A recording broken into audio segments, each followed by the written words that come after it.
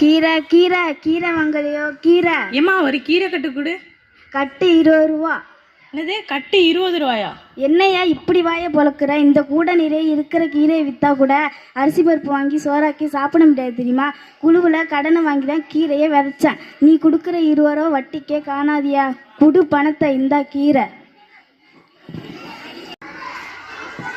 என்னம்மா கீரை கசங்கி இருக்கு? நீ கொடுத்த பணம் கூட தான் கசங்கி இருக்கு. என்னையா பணத்தில் உன் பேரை எழுதி வச்சிருக்க? செல்லுமோ செல்லாதோ.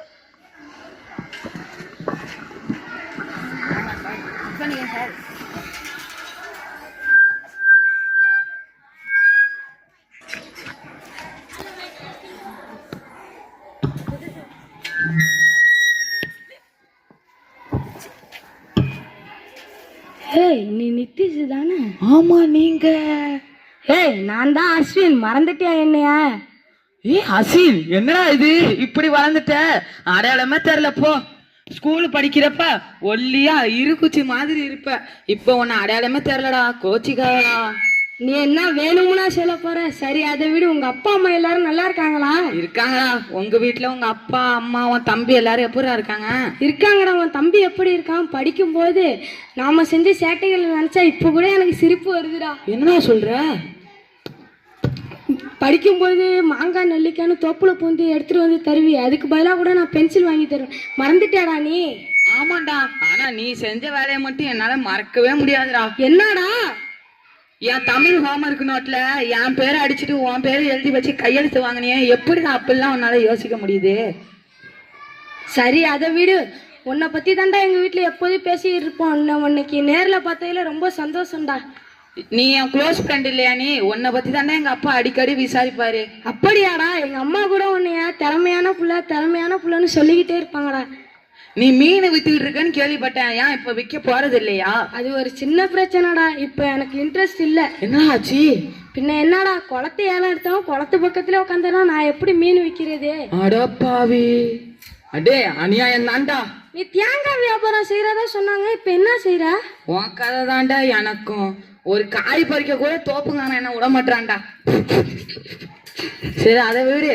நீ எனக்கு எக்ஸாம் சேர்த்துல செஞ்ச வேலைய என்னால மறக்கவே முடியாதுடா. அது என்ன பெரிய விஷயமா? நீ எனக்காக எங்க வீட்டுக்கு வந்து நின்று என்னை பள்ளிக்கூடம் அழைச்சிட்டு போனது என்னால மறக்கவே முடியாதுடா. உங்க ஊர் திருவிழாக்கு என்னை கூட்டிட்டு போய் காமிச்சியே, அதை இன்னைக்கு நான் நினைச்சு பாப்பேன்டா. உங்க வயல்ல அறுவடை நடக்கும் போது என்னையும் கூட்டிட்டு போனியா, அதை எப்பவும் மறக்க முடியாதுடா. நீ தாண்டா என் பெஸ்ட் ஃப்ரெண்டு. நீனும் தாண்டா என்னோட பெஸ்ட் ஃப்ரெண்டு. நம்ம எப்பவும் இப்படியே இருக்கணும்டா. அந்த கடவுளே நினைச்சாலும் நம்மள பிரிக்க முடியாதுடா. நீ ஒரு முறை என் வீட்டுக்கு வந்துட்டு போடா. நீனே எங்க வீட்டுக்கு கண்டிப்பா வரணும்டா.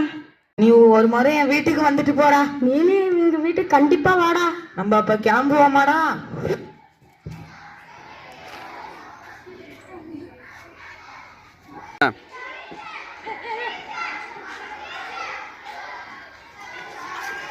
அட பாத்தியா, எப்ப விழுந்துச்சுன்னே தெரியல.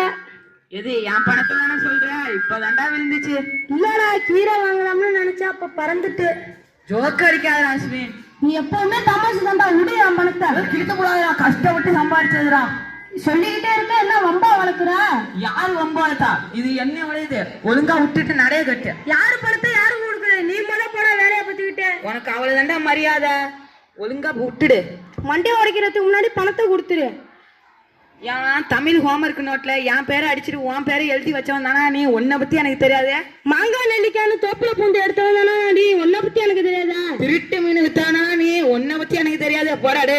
அடுத்தவங்களில தேங்காய் பறிச்சவன் தானா நீ? உன்னை பத்தி எனக்கு தெரியாதா? தினமும் ஸ்கூலுக்கு கூட்டிட்டு போத மறந்துட்டியாடா? படிச்ச சமயத்துல நான் காட்டின என்ன மறந்துட்டியாடா? திருவிழான்னு கூட்டிட்டு போய் பட்னி போட்டு அனுப்புனவன் தானே நீ? அறுவடைன்னு கூட்டிட்டு போய் வேலை வாங்கினவன் தானா நீ? நீ எல்லாம் ஒரு ஃப்ரெண்டாடா? உன்னையெல்லாம் ஃப்ரெண்டுன்னு சொல்லி வெக்கமா இருக்கிறா. என் மூஞ்சில முடிக்காதா? போடா. இனிமே இந்த ஏரியாவில் உன்னை பார்த்தா ஓடிடு, அப்படியே ஓடிடு.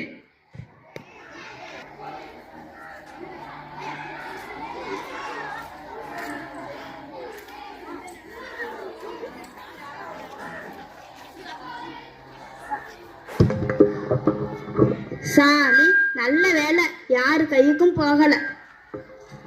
உழைச்ச பணம் ஊடு வரும்னு சொல்லுவாங்க. நெசந்தான். ஒரு நிமிஷம் பணத்தை தொலைச்சுப்புட்டு பதறி போயிட்டேன். நல்ல வேலை, அரிசி பருப்பு வாங்க என்னடா பண்றதுன்னு இருந்தேன். கடவுளா பார்த்து தந்துட்டான்.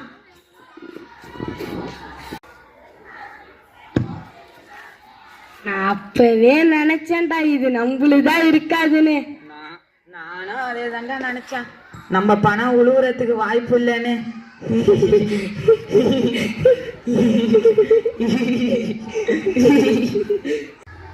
பணம் இரண்டு நண்பர்களின் வாழ்க்கையில் எப்படி விளையாடியது பார்த்தீங்களா? பணம் வருபோகும், ஒருபோதும் பணத்திற்காக அன்பை இழக்காதீர்கள். உண்மையான அன்பும் உண்மையான உறவுகளும் கிடைப்பது அது அரிது.